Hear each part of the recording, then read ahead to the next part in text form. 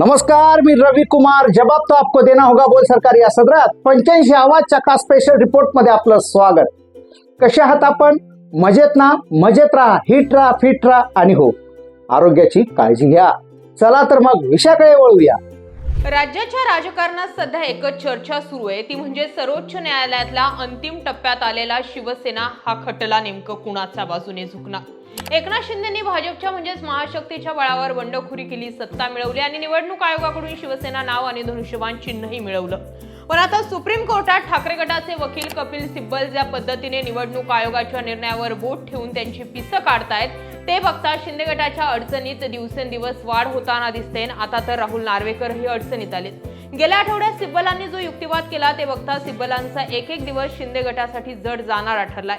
युक्तिवादाच्या शेवटच्या दिवशी सिब्बलांनी 7 सदस्यीय घटनापीठाचा जो मास्टर स्ट्रोक खेळलाय त्यानं शिंदे गट पूर्णपणे घायाळ झालाय. काहींनी त्यावर असा आक्षेप घेतलाय की यामुळे खटला अजून लांबणीवर पडणार आहे, परंतु कधी तात्पुरत्या इलाजापेक्षा आजार मुळापासून उखडून फेकण्यासाठी दीर्घकालीन उपचाराची गरज असते, त्यातलाच हा प्रकार म्हणावा लागेल. जर कोर्टाने निवडणूक आयोगाचा निर्णय फिरवला आणि शिंदे गटाकडून नाव आणि चिन्ह काढून घेतलं किंवा ते गोठवलं तर उपमुख्यमंत्री एकनाथ शिंदे यांचं राजकीय अस्तित्व आणि त्यांचं महायुतीतलं स्थान धोक्यात येईल, अशी राजकीय वर्तुळात चर्चा आहे. ज्या भाजपच्या भरवशावर शिंदेंनी एवढी मोठी उडी घेतली तीच महाशक्ती पुढे काय करेल? पक्ष आणि चिन्ह हातून गेल्यावर शिंदेंकडे कोणते प्रॅक्टिकल पर्याय उरतील आणि महाराष्ट्राच्या राजकारणावर काय परिणाम होतील यावर बोलणंही गरजेचं आहे. त्यासाठी हा व्हिडिओ शेवटपर्यंत पहा.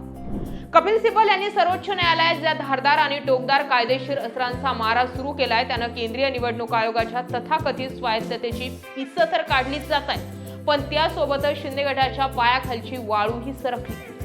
जर सर्वोच्च न्यायालयाने शिवसेना हे नाव आणि धनुष्यबाण हे चिन्ह शिंदेंकडून हिरावून घेतलं किंवा गोठवलं तर सर्वात आधी शिंदेंचं शिवसेना मुख्य नेतेपद धोक्यात येण्याची शक्यता वर्तवण्यात येते. पक्षात फूट पाडून मुख्य नेते बनलेले शिंदे तांत्रिकदृष्ट्या अनधिकृत ठरतील.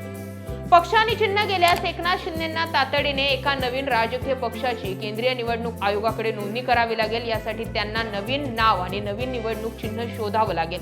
हा पर्याय कागदावर सोपा वाटत असला तरी प्रत्यक्षात अत्यंत आव्हानात्मक आहे. जर हा निवडणुकांच्या तोंडावर आला तर अवघ्या काही दिवसात किंवा महिन्यात नवीन चिन्ह महाराष्ट्रातील कानाकोपऱ्यात आणि प्रत्येक मतदारांपर्यंत पोहोचवणं प्रॅक्टिकल पातळीवर अशक्यप्राय आहे.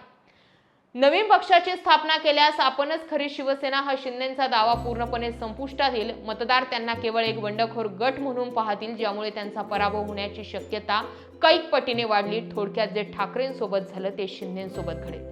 पक्षांतरबंदी कायद्याच्या कचाट्यातून स्वतःचं आणि आपल्या समर्थक आमदार खासदारकींचं पद वाचवण्यासाठी एकनाथ शिंदेंना आपला संपूर्ण गट भाजपमध्ये अधिकृतपणे विलीन करावा लागेल. हा निर्णय म्हणजे एकनाथ शिंदेंची राजकीय शरणागती मानली जाईल. ज्या शिवसेनेच्या अस्मितेसाठी आणि बाळासाहेबांच्या विचारांसाठी आपण उद्धव ठाकरेंची साथ सोडली असा दावा शिंदे करत होती, ती शिवसेनाच त्यांनी थेट भाजपच्या चरणी अर्पण केली असा मेसेज जाईल. भाजपमध्ये विलीन होता शिंदे गटाचे स्वतंत्र राजकीय अस्तित्व कायमचे मिटून जाऊ शकतं.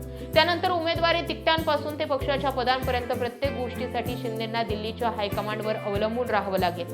भाजप त्यांना पक्षात सामावून घेईल, पण त्यांचे विधिमंडळातील वजन शून्यावर आणेल. चौथा मुद्दा म्हणजे जर नवीन पक्ष काढण्या इतका वेळ नसेल आणि विलिनीकरणही करायचं नसेल तर तिसरा प्रॅक्टिकल पर्याय म्हणजे शिंदे आणि त्यांच्या सर्व लोकप्रतिनिधींना आगामी लोकसभा आणि विधानसभा निवडणूक भाजपच्या चिन्हांवर लढवावी लागेल. यामुळे तांत्रिकदृष्ट्या त्यांचे आमदारकीचे पद वाचू शकते, परंतु निवडणुकीनंतर सर्व लोक भाजपचे अधिकृत आमदार बनतील, एकनाथ शिंदेंचे नाही. एकदा का शिंदेंचे समर्थक आमदार भाजपच्या चिन्हावर निवडून आले की ते शिंदेंचे ऐकण्याऐवजी भाजपच्या आदेशावर चालतील. परिणामी एकनाथ शिंदे हे केवळ नावापुरते नेते राहतील आणि त्यांचा स्वतःचा गट त्यांच्या हातातून निसटून भाजपचा भाग बनेल. पाचवा मुद्दा, सर्वोच्च न्यायालयाच्या निर्णयाविरोधात शिंदे कायदेशीर पर्याय म्हणून पुनर्विचार याचिका किंवा त्याहून मोठ्या घटनापीठाकडे दाद मागू शकतात, परंतु न्यायालयीन प्रक्रियेला मोठा वेळ लागतो. जर कोर्टानं तातडीने स्थगिती देण्यास नकार दिला तर केवळ याचिका दाखल केल्यानं निवडणुकीच्या काळात काहीही प्रॅक्टिकल फायदा होणार नाही. निवडणुका जुन्या स्थितीवर किंवा चिन्ह गोठवूनच लढाव्या लागतील. हा पर्याय केवळ वेळ काढूपणाचा ठरेल. जोपर्यंत कोर्टाचा अंतिम निकाल येत नाही तोपर्यंत शिंदे गटातील आमदारांमध्ये प्रचंड असुरक्षिततेची भावना राहील. तिकीट मिळण्याची आणि निवडून येण्याची शाश्वती नसल्यामुळे अनेक आमदार या काळात शिंदेंची साथ सोडून उद्धव ठाकरेंच्या गोटात घरवापसी करण्याचा प्रॅक्टिकल निर्णय घेतील.